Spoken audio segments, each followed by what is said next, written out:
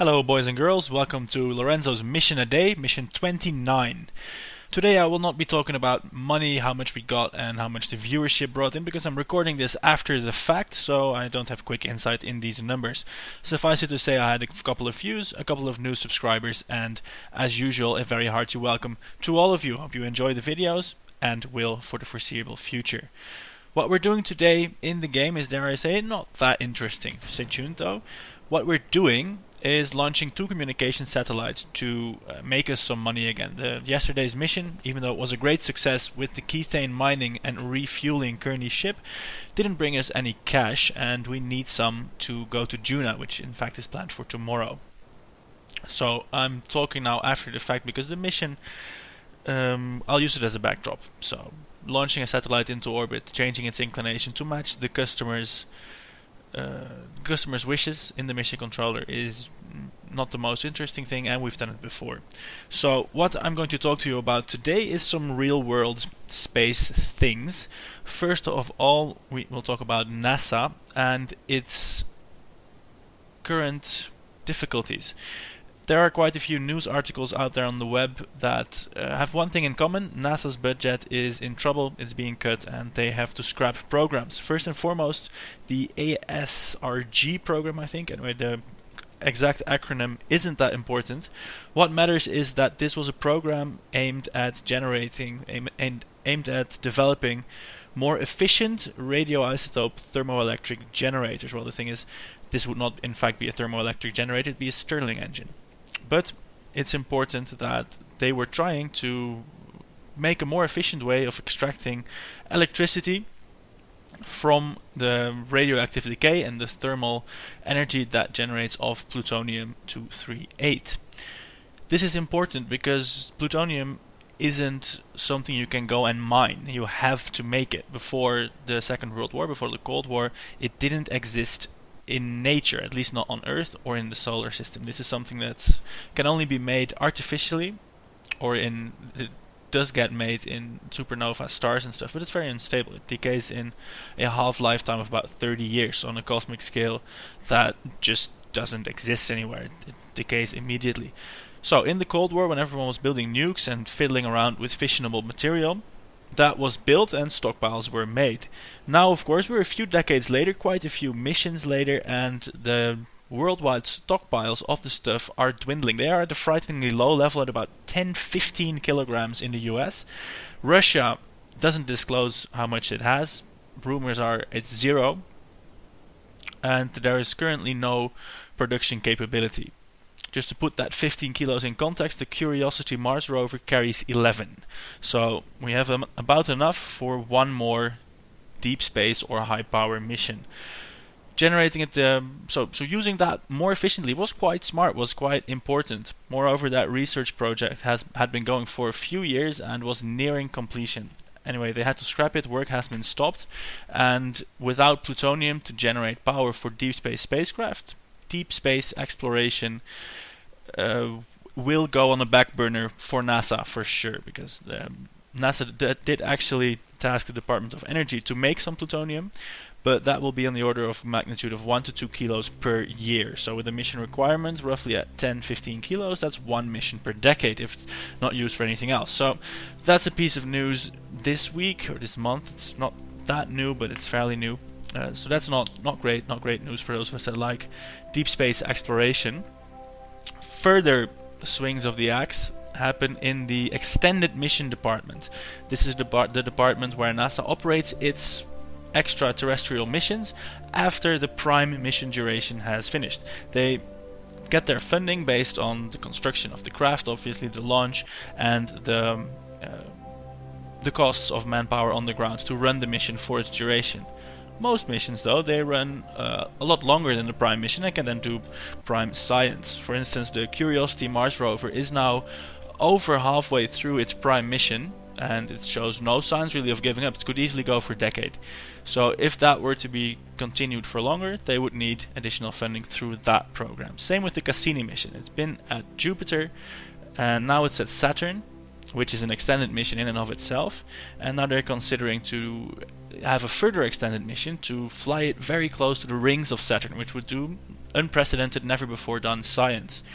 Similarly, on Mars, the rover could drive elsewhere, probe and laser new rocks, dig up new holes, do science that has never been done before. Both of these things are in place. There's no development, there's no launches, there's just the cost to keep it going. Now they're looking at budget cuts, and it is probable that not both of these programs could be funded. Well, definitely not indefinitely, but they could be cut. One of them could have to be cut in the near future, which is a pity, obviously, because getting closer pictures of the rings of Saturn would be amazing, and of course continuing to operate the quite popular Mars rover would be, well, I would say a no-brainer, but apparently it's not. Problem is, of course, the political climate in America and, dare I say, the world, where money is tight and space exploration is often seen as frivolous. Never mind the scientific benefits it may bring or the pure advancement of knowledge. They do have a point when saying that it's essentially forcing the people on the street to pay for something that is not strictly required, so that falls back on an argument of whether government needs to be oppressive, needs to take charge, or needs to be more free. It's not something for here to debate as being space enthusiasts, but point is NASA is going to shrink and probably not going to do any deep space missions in the future. So that's a pity. Fortunately, there's India, there's China. China is building a space station. India has just launched for Mars as well. So I'm hoping that at least these nations, these powers, will continue to carry the torch into space, and then hopefully the USA will follow suit, because as others have said, as soon as the Chinese have a base on Mars, pretty sure the Americans will want one too. I'm not American, so I'm not going to tell you guys how to spend your money, how to arrange your budget. It's just that I used to look at NASA and see the best and the brightest in space exploration. That's probably still true, but the way it's going now, I can't see that continuing, and that's a pity because they did some amazing things. On a brighter note, apart from nations and countries doing these marvelous space things, there's also a bunch of guys in Denmark. They're called Copenhagen Suborbitals, and what they're doing is simultaneously nothing short of revolutionary and incredibly mundane.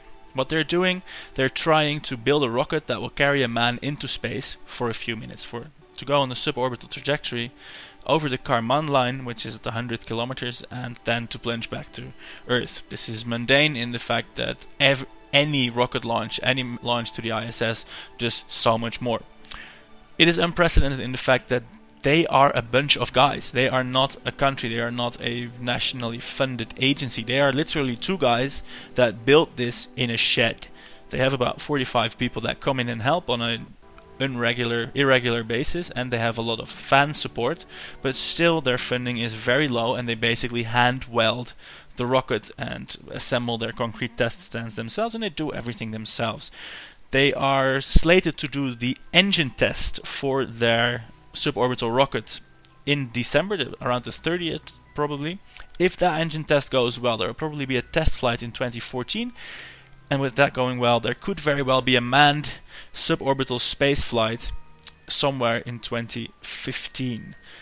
Now when that happens, nothing scientific will occur, nothing new will be discovered, but it will be the first time that, well, Danes, which I'm not Danish, but it would be amazing, they would be the fourth nation in the world to launch a man into space.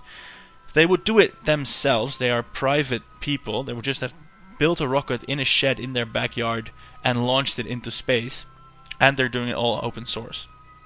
So if they do it, if they make it, and even if they don't make it, the plans for a rocket to take you into space will be online, available for everyone to download, and with all these Kickstarters going on, these funding programs, that will truly be a frontier that has not been broken. That will be new. Space will then be accessible to basically any group of people that can weld, that can get a workshop together, and that can get, let's put a number on it, $100,000-$200,000 together. This is something that's in the grasp of any 4, 5, 6 man group of people that are in their 30s, in their 40s, have a house. There's millions of people that can do this, is what I'm saying. That's never been true before, so if they do it, I hope they succeed. I'll put a link in the description. Have a look at what they do. They make blogs, they make videos, and they chronicle their journey to space in a nicely engaging fashion. If you like that, if you would support the privatization, the liberation of space and its technology, shoot a few dollars their way, support their quest for a suborbital shot in one of the coming few years. For me, I hope that they will succeed, and I might visit them in Copenhagen. Who knows, I might just show up, and if I say I'm a rocket man, maybe they'll show me around. That's my plan for now anyway. So, here is some real-world space news and opinion by me, none other than Lorenzo.